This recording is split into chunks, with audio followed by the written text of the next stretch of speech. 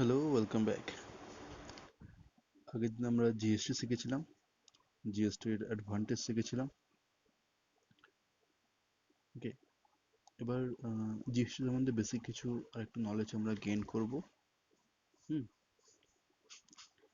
Dual GST model, dual GST model.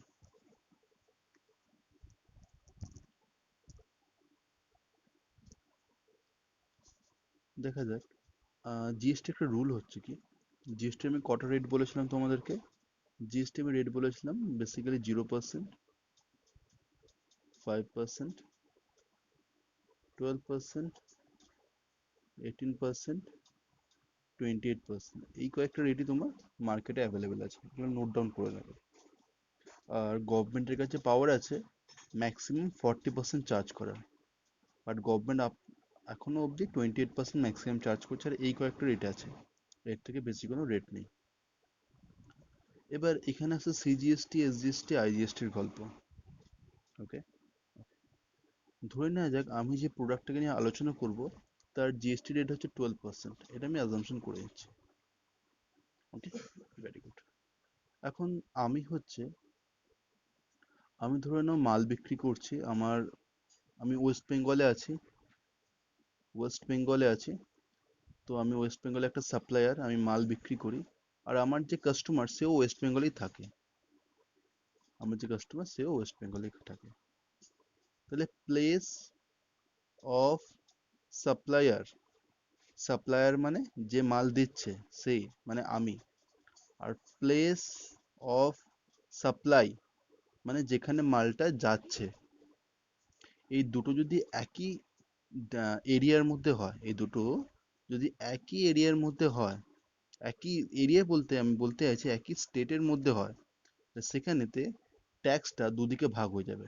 যেমন ধরে নাও কেনা হলো মাল 100 টাকা, 12% ট্যাক্স হলে ক টাকা ট্যাক্স হয়? 12 টাকা। বাট 12% যেহেতু ট্যাক্স, 6% আর 6% ভাগ হয়ে যাবে, মানে 6 টাকা, 6 টাকা টোটাল হলে 112 টাকা হয়ে গেল। টোটাল যে 12% ট্যাক্সটা আমার, সেই ট্যাক্সটা দুটো ভাগে ভাগ হয়ে যাবে, 6% আর 6%।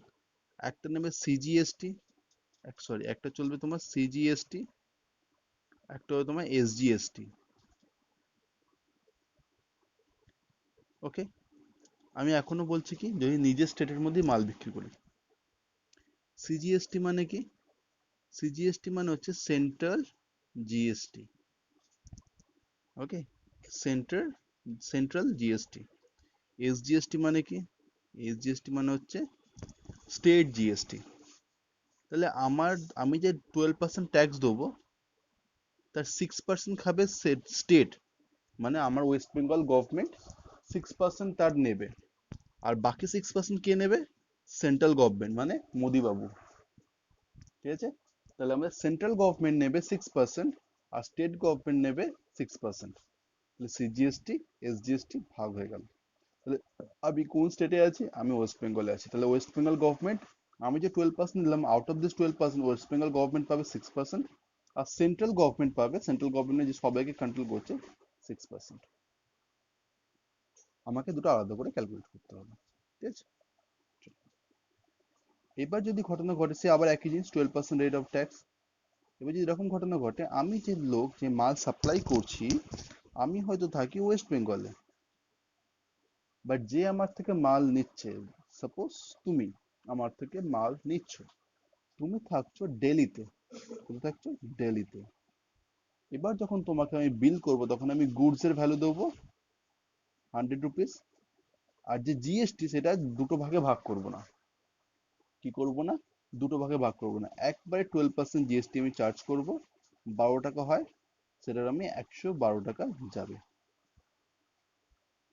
ঠিক আছে, 112 টাকা তোমার ট্যাক্স হবে। এই জিএসটি কে বলা হয় আইজিএসটি। কি বলা হয়? আইজিএসটি। তাহলে আগের বারে কি ছিল? সিজিএসটি আর এসজিএসটি।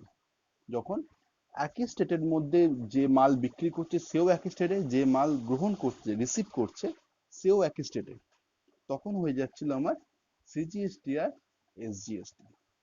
এখন কেসটা কি? এখন যে দিচ্ছে আর যে পাচ্ছে, দুটো ডিফারেন্ট স্টেট।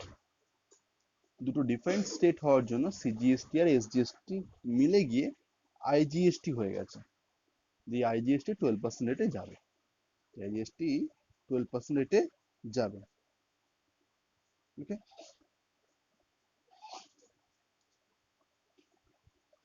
তাহলে তুমি বুঝে গেলে সিজিএসটি, এসজিএসটি, আইজিএসটি। আরেকটা হয় ইউটিজিএসটি। ইউটিজিএসটি এখানে লেখা নেই, আমি তোমাকে বলছি। ইউটিজিএসটি, এখন দেখো স্টেট তুমি জানো বিভিন্ন রাজ্য আছে, বাট কিছু রাজ্যগুলো কেন্দ্র শাসিত, ইউনিয়ন টেরিটরি হয়। ঠিক আছে, কেন্দ্র শাসিত রাজ্য বা ইউনিয়ন টেরিটরি মানে তাদের আলাদা করে কোনো গভর্নমেন্ট হয় না। কেন্দ্রের যা গভর্নমেন্ট মানে সেন্ট্রাল গভর্নমেন্টই হয়, কেন্দ্র শাসিত রাজ্য হয়। তো সেইখানে কি হয়, যদি তুমি নিজে মানে নর্মাল তো আইজিএসটি হবেই, তুমি একটা স্টেট থেকে অন্য স্টেটে বিক্রি করলে আইজিএসটি হবে। বাট সেই স্টেটের যদি তুমি মাল বিক্রি করো, তুমি দেখে নেবে ইউনিয়ন টেরিটরি লক্ষদ্বীপ আছে, আন্দামান আছে, ঠিক আছে, ইউনিয়ন টেরিটরি। তো সেই সমস্ত স্টেটে যদি ইন্ট্রাস্টেড হয়, ঠিক আছে, যদি নিজের স্টেটেই মাল বিক্রি হয়, নিজের স্টেটেই সাপ্লায়ার নিজের স্টেটেই মাল বিক্রি হচ্ছে, সেখানে সিজিএসটি তো আসবেই। সিজিএসটি তো আসবেই, তার সঙ্গে এসজিএসটির বদলে ইউটিজিএসটি আসবে। কারণ তাদের আলাদা করে কোনো স্টেট গভর্নমেন্ট হয় না, ইউনিয়ন টেরিটরি তো, তাই সিজিএসটি আর ইউটিজিএসটি আসবে। তাহলে এটা কখন আসবে, যখন নিজের দেশের নিজের রাজ্যের মধ্যে কাজকর্ম হবে, মানে নিজের রাজ্যেই সাপ্লায়ার নিজের রাজ্যেই রিসিভার, আর সেই রাজ্যটা হবে কি ইউনিয়ন টেরিটরি, ইউনিয়ন টেরিটরি, তখনই ইউটিজিএসটি আসবে। আদারওয়াইজ ধরুন একটা ইউনিয়ন টেরিটরি যদি একটা সেই নিজের ইউনিয়ন টেরিটরি দিয়ে মাল বিক্রি করে, তাহলে ইউটিজিএসটি আর সিজিএসটি আসবে।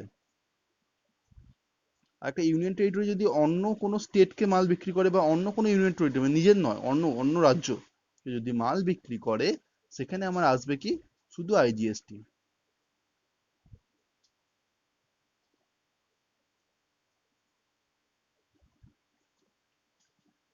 তাহলে এই যে ইউনিয়ন টেরিটরি নামগুলো বলেছে, the following are the union territories without legislature, কি বলছে, চণ্ডীগড়, লক্ষদ্বীপ, যেই কথা ইউনিয়ন টেরিটরি করে বলছিলাম, দামু অ্যান্ড দিউ, দাদরা নাগর হাভেলি, আন্দামান অ্যান্ড নিকোবর।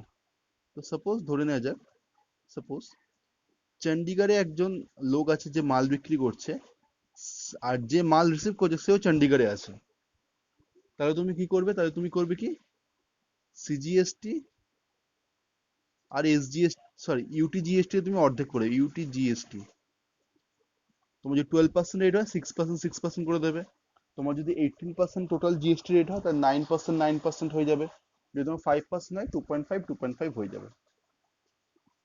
এবার ধরে না যে চণ্ডীগড়ের একটা সাপ্লায়ার যে কিনা মাল বিক্রি করছে লক্ষদ্বীপে, লক্ষদ্বীপ, চণ্ডীগড় থেকে মাল লক্ষদ্বীপে যাচ্ছে, তাহলে তোমার অন্য স্টেট হয়ে যাচ্ছে। অন্য স্টেট হয়ে গেলে আর সিজিএসটি, এসজিএসটি, ইউটিএসটি কোনো ঝামেলা থাকবে না, আইজিএসটি। অন্য স্টেট হয়ে গেলেই আইজিএসটি। ঠিক আছে, তাহলে আমি বুঝলাম কি, যদি নিজের স্টেটে বিক্রি হয় তাহলে সিজিএসটি হয়, সিজিএসটি আসবে আসবে, আর এসজিএসটি আসে। আর যদি ইউনিয়ন টেরিটরি হয় তাহলে এসজিএসটির বদলে ইউটিজিএসটি হয়। আর অন্য স্টেটে বিক্রি হলে মানে one state to another state, তাহলে ডাইরেক্ট আইজিএসটি। এখানেই গল্প শেষ। এবারে আমি দুটো ভাষা শিখব, ইন্টার আর ইন্ট্রা। দুটো কথা ভালো করে কিন্তু খাতায় নোট করে নাও। ইন্টার মানে হচ্ছে, তোমরা শুনে থাকবে inter state championship, inter school championship, বিভিন্ন ম্যাচ হয়। ইন্টার কথা মানে হচ্ছে একটা, ইন্টার স্টেট চ্যাম্পিয়নশিপ মানে one state to another state, মানে ওয়েস্ট বেঙ্গল টু চণ্ডীগড়, চণ্ডীগড় আমি ছেড়ে দিই, ওয়েস্ট বেঙ্গল টু দিল্লি, বা তোমার ধরে নাও আহ, Maharashtra to Odisha. Inter state মানে একটা স্টেট থেকে অন্য স্টেট, ইন্টার স্টেট। ঠিক আছে, ইন্টার স্টেট চ্যাম্পিয়নশিপ মানে একটা স্টেট থেকে অন্য স্টেট। তাই কোনো মাল যদি একটা স্টেট থেকে, ওয়ান স্টেট থেকে আদার স্টেটে মানে অন্য কোনো একটা স্টেট, মানে এক্স স্টেট থেকে, এক্স স্টেটের মাল ছিল, এই এক্স স্টেট থেকে ওয়াই স্টেটে যায়, সেই যে সাপ্লাই হচ্ছে, সেই যে ট্রান্সফার হচ্ছে, তাকে বলা হয় ইন্টার স্টেট সাপ্লাই। কি বলা হয়? সেই ধরনের সাপ্লাইকে বলা হয়, সাপ্লাই মানে সেল বা যেটা যাচ্ছে, পরে ডিটেলে সাপ্লাই মানে বলবো। তো সেই সাপ্লাইকে আপাতত বলবো আমরা ইন্টার স্টেট সাপ্লাই, যেখানে রিসিভিং স্টেট আর সেন্ডিং স্টেট দুটো আলাদা হয়। অন আদার হ্যান্ড, যদি একই স্টেটের মধ্যে, মানে এক্স স্টেট থেকে মাল গেল আর এক্স স্টেটই রিসিভার থাকলো, মানে আমি ধরে নাও তোমায় কোনো মাল দিলাম, আমি ওয়েস্ট বেঙ্গলের, তুমি ওয়েস্ট বেঙ্গলের, ধরো না দিল্লির একটা লোকই মাল বিক্রি করলো, ধরো দিল্লির একটা শপিং মল থেকে দিল্লির একটা লোক শপিং করে এলো। তো যদি নিজের স্টেটের মধ্যেই অ্যাক্টিভিটি হয়, নিজের স্টেটের মধ্যেই সেল হয়, তখন তাকে ইন্ট্রা ইন্ট্রা স্টেট বলবো। ভালো করে মাথায় রাখবে, গোলাবে না। ইন্টার মানে একটা টু আর একটা, ইন্ট্রা মানে হচ্ছে নিজেদের মধ্যে একই সিঙ্গেল স্টেটের মধ্যে ট্রানজাকশন হবে।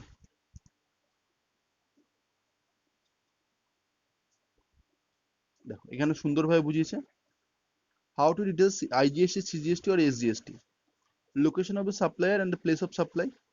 লোকেশন অফ দ্য সাপ্লায়ার মানে যে মাল পাঠাচ্ছে, আর প্লেস অফ সাপ্লাই মানে যে মাল রিসিভ করছে।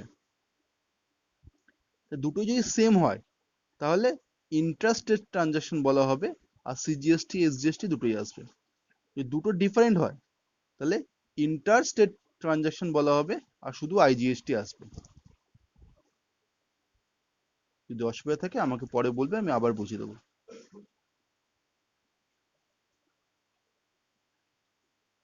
কি বলছে, এটা খুব important, goods and service tax network. Goods and Service Tax Network is specified in Section 8 in the Companies Act 2013 and not profit seeking. Section 8 company. Section 8 company একটু পরে বলবো, and not profit seeking companies. Non-government private limited company. Technology backbone of GST in India. GST being distinct based tax inter. কোথায় গেল দাঁড়া, একটু আমি zoom out করে দিই এটাকে। GST being a destination based tax, the interstate of the goods, and we need the reward system mechanism among the, okay, infrastructure service পাওয়া যেতে এনেবল দ্য কোম্পানি এত স্টেক হোল্ডার্স সামথিং, কিছুই না। GST network বলতে বোঝায়, আজকে ওই GST পোর্টালে যায়, ঠিক আছে, জিএসটি পোর্টালে যায়, জিএসটি পোর্টাল আছে একটা, যেখানে জিএসটি সম্বন্ধে বলে রাখি। আগে অনেক বললাম না, আগে অনেক হার্ড কপিতে কাজ হতো, ঘুষ চলতো, ঝামেলা হতো, টাইম সময় লাগতো। এখন কি হয়, একটা যেমন তোমার ফেসবুক আছে, যেমন তোমার ফেসবুক বা আলাদা ওয়েবসাইট আছে, সেরকম জিএসটির ওয়েবসাইট আছে, পোর্টাল বলা হয় সেটাকে। সেই পোর্টালে লগ ইন করতে হয়, যেমন ফেসবুকে লগ ইন করো, সেখানে লগ ইন করতে হবে তোমাকে, লগ ইন, তোমার ইউজার আইডি পাসওয়ার্ড থাকবে। সেখানে গিয়ে তুমি এক্সেলের মধ্যে তোমার ডেটা রেডি করবে, যে মাসে কি কি সেল করেছো বা পারচেস করেছো, সেই সেল বা পারচেসটাকে তুমি আপলোড করে দেবে। ব্যাস, এখানেই কাজ শেষ। ছোট্ট একটা প্রসিডিউর আছে, মানে অতটাও সোজা নয়, বাট সোজা, মানে তোমাকে এক্সেলটা সাজাতে হবে সুন্দর করে, যেমন ভাবে ওরা চাইছে সেরকম ভাবে তোমার ফরম্যাটে সাজাতে হবে। সাজিয়ে তুমি ডেটা বা ট্যালি ফ্যালি থাকলে তোমার ডাইরেক্ট ট্যালি থেকে তো তোমার সাজিয়ে মেটেরিয়াল বেরিয়ে যাবে, মানে এক্সেলে এক্সপোর্ট হয়ে যাবে, সেই এক্সেলটাকে আপলোড করে দিলে, ভেরি ইজি।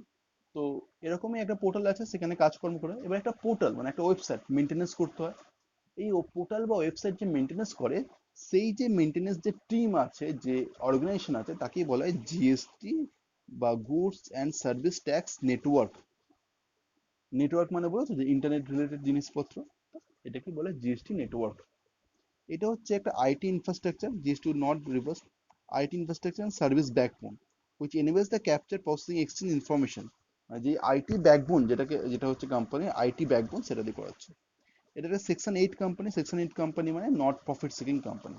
আমাদের 2013 বা 2015-এ সেকশন 8 কোম্পানিকে বলা হয়েছিল এমন একটা কোম্পানি যেটা কিনা প্রফিটের জন্য রান হয় না। যেমন ধরে নাও, তারা কিসের জন্য, আমি লয়ের চ্যাপ্টারে চলে যাচ্ছে। সেকশন 8 কোম্পানি বলতে এমন কিছু কোম্পানিকে বোঝায় যারা প্রফিটের জন্য রান হয় না। তা ধরে নাও কিসের জন্য রান হয়, ক্রিকেট, তোমার ধরুন আমাদের বিসিসিআই, আমার খুব একটা ক্রিকেটের নলেজ নেই, আই হোপ বিসিসিআই বলা হয়, যেটা কিনা ইন্ডিয়ার ক্রিকেটকে মেনটেনেন্স করছে। এখন সেটা একটা অর্গানাইজেশন, সেটা একটা কোম্পানি, নিশ্চয়ই কোম্পানি।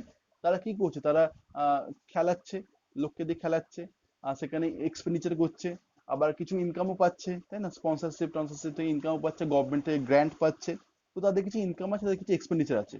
বাট তারা কি প্রফিট করার জন্য রান করছে? না, তারা দেশকে রিপ্রেজেন্ট করছে। তারা খেলোয়াড়কে খেলাচ্ছে তোকে দেশের নাম উজ্জ্বল হয়। তারা প্রফিট আর্ন করার জন্য যাচ্ছে না। তার বিসিসিআই যে ওনার, তারা কিন্তু প্রফিট খাবে না বসে বসে, তাদের যে প্রফিট ডিভিডেন্ড হিসেবে ডিস্ট্রিবিউট হবে না, তাহলে সেকশন 8 কোম্পানি ডিভিডেন্ড দিতে পারে না।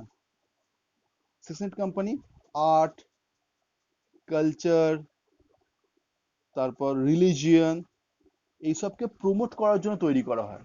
মানে এর উদ্দেশ্য প্রফিট করার জন্য না, কিছু প্রমোট করার জন্য। সেটা আর্টস হতে পারে, স্পোর্টস হতে পারে, যেমন মোহনবাগান ক্লাব, এটাও একটা সেকশন 8 কোম্পানির মধ্যে পড়ছে। তো এরা কি করে, এরা হচ্ছে তোমার এদেরকে প্রমোট করে, আর্ট কালচার স্পোর্টস এসব বিভিন্ন জিনিসকে প্রমোট করে। তো সেই যে জিনিসকে প্রমোট করার কাজ সেই জিনিসকে প্রমোট করে। এরা ইনকামও করে, এক্সপেন্ডিচারও করে। ইনকাম না করলে কি করে চলবে, ইনকামও করে কিছু কিছু স্পন্সরশিপ, গ্র্যান্ট, ডোনেশন থেকে। আর এক্সপেন্ডিচার তো করতেই হবে, নাহলে এটা তৈরি হয়েছে কেন। আর এদের কি হয়, কোনো ডিভিডেন্ড ডিস্ট্রিবিউশন এরা করতে পারে না, কারণ ডিভিডেন্ড তখনই দেবে যখন প্রফিট করবে। এরা তো প্রফিট করে না, এরা সারপ্লাস করে। শিখেছিলে মনে আছে, ইনকাম এক্সপেন্ডিচার অ্যাকাউন্ট করেছিলাম আমরা, রিসিভ পেমেন্ট অ্যাকাউন্ট করেছিলাম, নট প্রফিট সিকিং অর্গানাইজেশন। সেখানে আমরা দেখেছিলাম যে এদের ইনকামকে প্রফিট বলে না, এদের ইনকামকে সারপ্লাস বলে। Excess of income over expenditure, তাই না?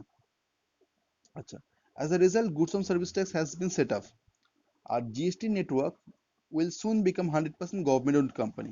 এখন এটা প্রাইভেট আন্ডারে আছে, যে জিএসটি নেটওয়ার্কটা এখন প্রাইভেট ওনারশিপে আছে, প্রাইভেটের কন্ট্রাক্ট বেসিসে কাজ করছে। আর মেন ব্যাকবোন ইনফোসিস। ইনফোসিস ইনফোসিস যে তুমি আইটি কোম্পানি, ঠিক আছে, ইনফোসিস যে আইটি কোম্পানি, সেটা হচ্ছে মেন জিএসটি কে ব্যাকবোন দেয়, মানে এই যে ইনফ্রাস্ট্রাকচার তারাই তৈরি করে দিয়েছে। আর খুব তাড়াতাড়ি এটাকে 100% ওন গভর্নমেন্ট কোম্পানি হিসেবে ডিক্লেয়ার করে দেওয়া হয়, মানে এটা পুরোপুরি গভর্নমেন্ট কোম্পানি। অনেক রিজন আছে, বিকজ জিএসটি গভর্নমেন্ট ব্যাপার। এখন একটা প্রাইভেটকে এতদিন ধরে রাখা হয়েছে, প্রাইভেট হয়তো বলে দিল হুট করে যে আমি কাজ করব না, বা ধরো না ওদের যে ডেটা গুলো ছিল বলে দিল আমি দেবো না, ডেটা ডেটা করাপ্ট করে ফেললো যদি কোনো প্রবলেম হয়। তার জন্য কি করলো ভাই, রিক্স ছাড়, গভর্নমেন্ট ওড কোম্পানি করে দেয় 100%, মানে গভর্নমেন্টই এটাকে রান করবে, গভর্নমেন্ট কোম্পানি করে দেওয়া হোক। তাই জিএসটি নেটওয়ার্ক বোঝা গেল, জিএসটি নেটওয়ার্ক হচ্ছে এমন একটা অর্গানাইজেশন যে কিনা জিএসটিতে যে অনলাইন কাজগুলো যা হবে, যা পোর্টাল হবে, ওয়েবসাইট মেনটেনেন্স, ইমপ্লিমেন্টেশন, যে নতুন নতুন রুলগুলো আপডেট হচ্ছে সেই আপডেটগুলোকে পোর্টালে গিয়ে আপলোড করা, পোর্টালের আপডেট আনার, পোর্টালকে বিভিন্ন ধরনের ভাবে ইউজফুল করে তোলা, এই সমস্ত কাজ করছে জিএসটি নেটওয়ার্ক। যাকে ছাড়া জিএসটি চলে, জিএসটি একটা রুল, আর কি ইমপ্লিমেন্ট করছে কি ওয়েবসাইট, ঠিক আছে। তোমরা কোনোদিন চাইলে জিএসটি ওয়েবসাইটে ঢুকেও দেখতে পারো। তো এই যে এন্টার যে টিম যারা এই জিএসটি ওয়েবসাইটকে মেনটেনেন্স করছে, তাই এন্টার টিমটাকে বলা হয় জিএসটি নেটওয়ার্ক, যেটা কিনা এখন প্রাইভেটের আন্ডারে আছে, আর ইনফোসিস যার মেনটেনেন্সে আছে। খুব শীঘ্রই এটাকে 100% গভর্নমেন্ট ওন্ড কোম্পানি করে নেওয়ার ডিসিশন নেওয়া হয়েছে।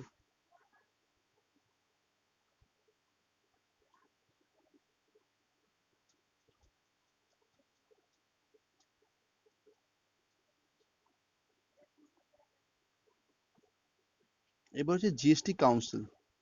তাহলে আমি জিএসটি কাউন্সিলটা পড়াই, দেখো কি বলছে। As per article 279A, the Constitution of India, the President of India is empowered to constitute Goods and Service Tax Council. তো প্রেসিডেন্ট অফ ইন্ডিয়াকে পাওয়ার দেওয়া হয়েছে টু কনস্টিটিউট, মানে রুল রেডি করা for goods and service tax council. The president of India constitute GST council on 15 September 2016। 15 September 2016, the GST Council shall consist of Union Finance Minister or as a chairperson। GST council কি হবে, আমি তোমাকে একটু basically বলে দিই what is GST council. এদের ভাষা পড়ার আগে আমি তোমাকে বেসিক্যালি বলে দিই, তাহলে তুমি পড়তে সময় সুবিধা হবে। আমরা পড়লাম জিএসটি নেটওয়ার্ক কি, জিএসটি নেটওয়ার্কে যা ইনফ্রাস্ট্রাকচার দেবে, আইটি দেবে, বা যে রুলগুলো তৈরি হয়েছে সেই রুলগুলোকে ওয়েবসাইটে আপডেট করা, বা সেই রুল মতো যাতে ওয়েবসাইটটা কাজ করে সেটা দেখাশোনার দায়িত্ব ছিল জিএসটি নেটওয়ার্কের উপরে। এখন এই যে রুলগুলো তৈরি হবে, রুলগুলো কারা করবে, এই যে রুলস তৈরি হবে, রেগুলেশন তৈরি হবে, মিটিং বসবে, জিএসটি নেটওয়ার্ক কি করবে ভাই, যা রুলস রেগুলেশন হবে সেটাকে আপডেট করে দেবে। বাট এই রুলস এন্ড রেগুলেশন তৈরি হবে কি করে, প্রতি মাসে ধরুন একটা করে মিটিং বসছে, যে মিটিং এতে বিভিন্ন ধরনের rules and updation in the GST portal আনা হচ্ছে। এই যে রুলস তৈরি করা হচ্ছে, এই যে আপডেট করা হচ্ছে, যে বিভিন্ন রুলস করা হচ্ছে, এইটা কারা করছে, এটা জিএসটি কাউন্সিল করছে। জিএসটি কাউন্সিল একটা মিটিং, একটা কমিটির মতো ধরে নিতে পারো, যে কমিটিতে হাই প্রোফাইল লোকেরা থাকে ফিনান্সের দিক থেকে, তারাই কমিটি রান করে, আর তাদের রিকমেন্ডেশনেতে তোমার জিএসটি রুলস রেডি হয়, ঠিক আছে। তো এখানে কে থাকে, ইউনিয়ন ফিনান্স মিনিস্টার, মানে আমাদের ইউনিয়ন ফিনান্স মিনিস্টার যে হবে, সে হবে আমাদের chairperson. Union finance minister change হয়ে গেলে চেয়ারপারসনের লোকের নামও চেঞ্জ হয়ে যাবে। আজকে যদি নির্মলা সীতারাম যদি ইউনিয়ন ফিনান্স মিনিস্টার থাকে তাহলে নির্মলা সীতারাম হচ্ছে আমার চেয়ারপারসন। আর যদি তখন যদি চেঞ্জ হয়ে যায় তাহলে আহ সে আর চেয়ারপারসন থাকবে না, অন্যজনের নাম চেয়ারপারসন হবে। Union minister of state in charge of finance, তাহলে ইউনিয়ন মিনিস্টার অফ স্টেট মানে স্টেটের union minister charge of finance as a member, তাহলে সে মেম্বার হবে। চেয়ারপারসন কি হবে? Union finance minister. আর স্টেট চার্জ অফ ফিনান্স সে হবে members. The state finance minister or state revenue minister or any other minister nominated by each state as a member of council.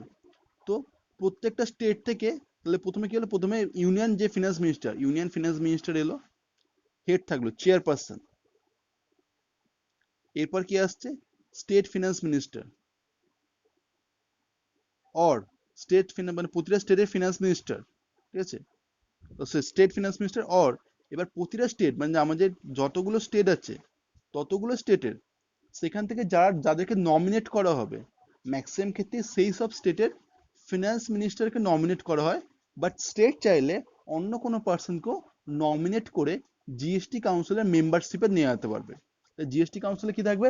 সব কটা state থেকে একটা একটা করে লোক থাকবে, ঠিক আছে, যারা আলোচনায় থাকবে।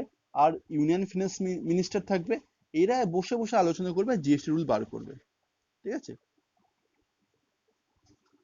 বলছে দেখো, as nominated by each state and of the council, the GST council shall select one of them as vice chairperson not of council. The GST council কি করবে? এইদের মধ্যে থেকে একজনকে নেবে chairperson of the council, vice chairperson মানে চেয়ারপারসনের পরে যে থাকে। ইউনিয়ন ফিনান্স মিনিস্টার যে চেয়ারপারসন তার পরে স্টেপে যে থাকে vice chairperson. Guideline principle of the GST Council. The mechanism of GST Council would ensure harmonization on different aspects of GST between central and state as well among states. হারমোনাইজেশন মানে হচ্ছে বন্ধুত্বপূর্ণ সম্পর্ক রাখতে চাইছে, মেনটেনেন্স করতে চাইছে যাতে বুঝে সুঝে থাকে। দেখো সবসময় স্টেট আর সেন্ট্রালের মধ্যে ঝামেলা হয়, এ বলে আমাকে টাকা দিচ্ছে না, ও বলে আমি টাকা দেবো না, ঠিক আছে, তোমার টাকা পাওনা নেই, এ বলে আমার এত টাকা পাওনা, ও বলে আমার অত টাকা পায় না। তো যাতে করে এদের মধ্যে কোনো বিবাদ না আসে, ঠিক আছে, ওই জন্য তুমি দেখছো না, অর্ধেক স্টেট পাবে, অর্ধেক তোমার সেন্ট্রাল পাবে, সিজিএসটি এসজিএসটি। তো এই সমস্ত চিন্তা ভাবনা করে যাতে করে স্টেট আর সেন্ট্রালের মধ্যে কোনো বিবাদ না তৈরি হয়, যাতে প্রপার হারমোনি থাকে, ঠিক আছে। It has been provided as Constitution 101st Amendment Act 2016 that the GST Council in discharge of the various functions shall be guided by neat harmonious system, মানে জাস্ট বলছি রুলস অ্যান্ড রেগুলেশন ইমপ্লিমেন্ট করার জন্য। Function কি? এই GST কাউন্সিলটা এসে যে আমি তো বুঝে গেলাম, বেসিক ফাংশন তোমরা অলরেডি বুঝে গেছো, তো আমি তাও বইয়ের খাতিরে বলছি। এরা করে কি? এরা করে হচ্ছে ট্যাক্স রেটে চেঞ্জেস আনে বা ট্যাক্স রেট ইমপ্লিমেন্ট করে। যেমন ধরুন আমি যে কোম্পানিতে কাজ করতাম, যখন জিএসটি শুরু হয়েছিল তখন আমাদের যা প্রোডাক্ট ছিল তার উপর 28% জিএসটি চার্জ হতো। 2019-এর জানুয়ারি থেকে সেখানে জিএসটি চার্জ হচ্ছে 18%। মানে কি? মানে আগে 28% চার্জ হতো জিএসটি, তারপরেতে 2019-এর জানুয়ারি থেকে নতুন রুলস আনা হয় আর বলা হয় না, আমাদের যে প্রোডাক্ট তার উপর আর 28% চার্জ করতে হবে না, তোমরা এখন 18% চার্জ করো।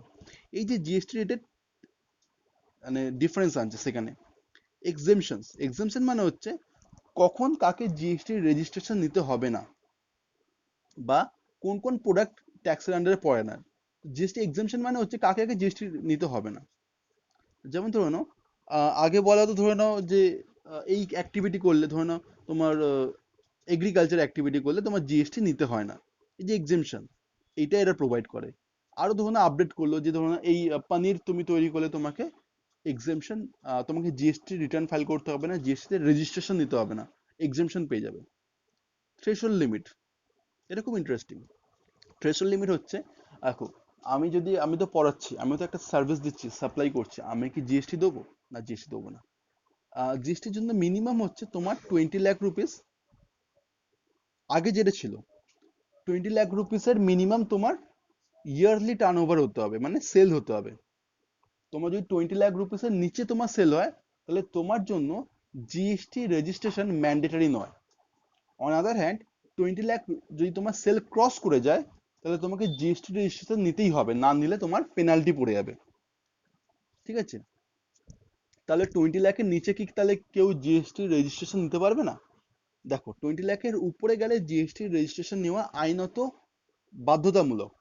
কিন্তু 20 লাখের নিচে তোমার সেলস আছে, বাট তুমি তাও চাইছো জিএসটি রেজিস্ট্রেশন নেবে তোমার নিজের জন্য, নিজের হেল্পের জন্য, বা তোমার যদি কোনো তুমি সুবিধা পাও তার জন্য। তো সেক্ষেত্রে কি হবে, সেক্ষেত্রে তোমাকে রেজিস্ট্রেশন দেওয়া হবে, তাকে ভলিউন্টারি রেজিস্ট্রেশন বলা হয়। তাকে কি বলা হয়? ভলিউন্টারি রেজিস্ট্রেশন। 20 লাখ ছিল তোমার নর্মাল স্টেটের ক্ষেত্রে, কিছু কিছু স্টেট আছে তাদের ক্ষেত্রে 10 লাখ ছিল, যেমন জম্মু অ্যান্ড কাশ্মীর, অরুণাচল প্রদেশ, নাগাল্যান্ড, মণিপুর, মিজোরাম। ঠিক আছে? যে এই যেমন এই সমস্ত ডিসপিউটেড এরিয়া আছে, এদেরকে ডিসপিউট এই জন্য বলা হয় কারণ এদের যে বর্ডার নিয়ে অনেক সময় ঝামেলা চলে। অরুণাচল প্রদেশ বলো, মিজোরাম, নাগাল্যান্ড, সিকিম। ঠিক আছে? আহ উত্তরাখণ্ড, উত্তরাখণ্ড মেবি, হ্যাঁ উত্তরাখণ্ড। তারপরেতে তোমার জম্মু কাশ্মীর, তো এইসব স্টেটের ডিসপিউটেড স্টেট, সেখানে তোমার 10 লাখ ছিল থ্রেশহোল্ড লিমিট। 10 লাখের উপরে হলেই তোমাকে জিএসটি রেজিস্ট্রেশন করা ম্যান্ডেটারি, মানে করতেই হবে। আর 10 লাখের নিচে থাকলে তোমার ইচ্ছা, তুমি করতে পারো কি না পারো। এই রুলটাকে চেঞ্জ করে এখন করে দেওয়া হচ্ছে আদার স্টেটের ক্ষেত্রে 40 লাখ, আর এই সমস্ত স্পেশাল ক্যাটাগরি স্টেটের ক্ষেত্রে 20 লাখ। তো দেখলে থ্রেশহোল্ড লিমিট চেঞ্জ হলো, আপডেট হলো। ঠিক আছে? তাহলে এই সমস্ত থ্রেশহোল্ড লিমিট করার জন্য ডিসপিউট রেজলিউশন। ডিসপিউট মানে হচ্ছে তোমার ধরে নাও কোনো জিএসটি তে কোনো সমস্যা হচ্ছে, এই হচ্ছে ঝামেলা হচ্ছে, বা ধরে নাও কোনো সরকার ভুল করে তোমার থেকে বেশি ট্যাক্স নিয়েছে, বা তুমি হয়তো কম ট্যাক্স দিয়েছো, সরকার বলছে এই ওই ঝামেলা হচ্ছে তোমাদের মধ্যে, হয় অনেক সময় এরকম। তো সেখানে যে ডিসপিউট হয়, ডিসপিউট মানে হচ্ছে বিবাদ, বাংলায় বলে বিবাদ, বা তোমার যদি আর একটু অনেক যদি বাংলা ভালোভাবে না বুঝতে পারে, আর্গুমেন্ট। ঠিক আছে? বা তোমার ঝগড়া ঝামেলা ঝাঁটি এসব যা মানে ডিসএগ্রিমেন্ট, তোমার সঙ্গে আমার মতবিরোধ, that's call dispute. Dispute resolution, resolution মানে হচ্ছে সলভ। তাহলে যদি আমাদের মধ্যে ডিসপিউট হয়, ডিসপিউটটা সলভ করবে কে? জিএসটি কাউন্সিল, রুল বার করে। GST legislation including rules and notification, মানে বিভিন্ন রুলস অ্যান্ড নোটিফিকেশনকে আপডেট করা হচ্ছে জিএসটি কাউন্সিলের কাজ। তাহলে এই প্রতিটা তোমায় ধীরে ধীরে বুঝিয়ে গেলাম। আরো আছে কিছু না? আর এখানে কিছু দেয়নি। তাহলে প্রতিটা তোমায় ধীরে ধীরে বুঝিয়ে গেলাম, বুঝতে পারলে আশা করি।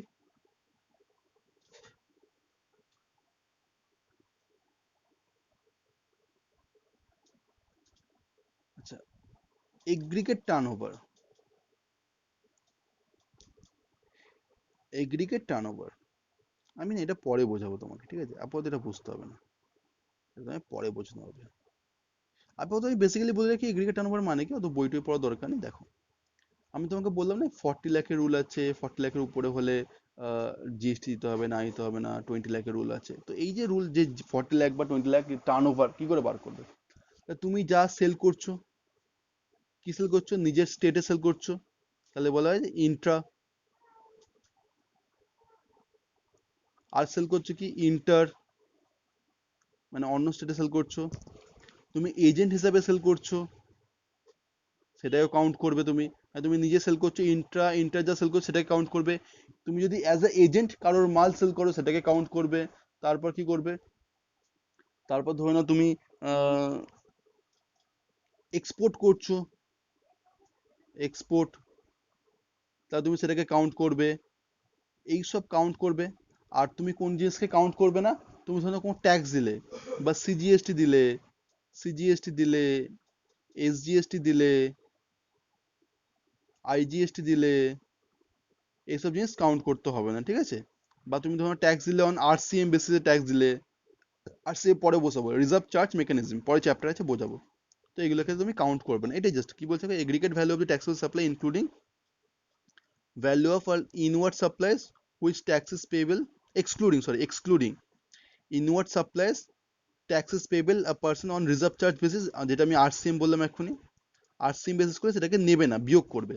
তাহলে আরসিএম, জিএসটি এইসব জিনিসগুলো বিয়োগ হবে। এক্সেম্পট সাপ্লাই তাহলে কি হবে? অল ট্যাক্সেবল সাপ্লাই মানে নর্মাল সাপ্লাই, ইন্টার ইন্টার যাই হোক। এক্সেম্পট সাপ্লাই মানে যেই সাপ্লাই উপর তোমার ট্যাক্স দিতে হয় না, ধরো তুমি এগ্রিকালচার। তারপর export of goods or both interstate having same pan number, মানে নিজেদের একটা স্টেট থেকে অন্য স্টেট, ধরে নাও একটা স্টেট থেকে অন্য স্টেটে মাল গেল, having the same pan number, সেটাকেও সাপ্লাই ধরে নেওয়া হবে। মানে আমি বলতে চাইছি কি, আমার দুটো অর্গানাইজেশন আছে, একটা দিল্লিতে আছে, আর একটা ওয়েস্ট বেঙ্গলে আছে। আমি ধরুন না আমার ওয়েস্ট বেঙ্গল থেকে দিল্লিতে মাল পাঠালাম, ওয়েস্ট বেঙ্গল থেকে দিল্লিতে মাল পাঠালাম, ঠিক আছে? তো আমারই দোকানে মাল পাঠালাম, আমি আমার ওয়েস্ট বেঙ্গলের শপ থেকে আমি আমার দিল্লি শপে মাল পাঠালাম, এটাকেও তোমার সাপ্লাই হিসেবে কাউন্ট করা হবে। আমাদের দুজনের সেম প্যান নাম্বার থাকবে, এই রুলটা আমি তোমাকে পরে বুঝিয়ে দেবো, ঠিক আছে? কি বলছে দেখো, যে বোথ অ্যান্ড ইন্টারস্টেট, ইন্টার বলেছে মানে এক স্টেট থেকে অন্য state, supplies of persons having same permanent account number মানে PAN to be computed on all India basis, excluded central arch. তো তাহলে তোমার যে নিজের একই প্যান নাম্বারের এগেনস্টে যদি সেল হয় সেটাকেও কমপ্লিট করা হবে। আর এক্সক্লুড মানে এক্সক্লুড কি, CGS, central tax, state tax, union territory tax, integrated tax and cess. এটা আমি আগেই বলেছিলাম যে সিজিএসটি, এসজিএসটি, আইজিএসটি, ইউটিজিএসটি এসবকে ইগনোর করতে হবে, সেসকে ইগনোর করতে হবে, ঠিক আছে? বিজনেস পরে বোঝাবো। আচ্ছা, এরপরে ইম্পর্টেন্ট ডেফিনেশন স্টার্ট হয়েছে, এটা আমি একটা নেক্সট ক্লাসে বোঝাবো। ইম্পর্টেন্ট ডেফিনেশন গুলো আমি একটা নেক্সট ক্লাসে একটা মানে পুরো একে ডেডিকেট করতে হবে একটা, ঠিক আছে? অনেকগুলো চ্যাপ্টার আছে। আপাতত বাই।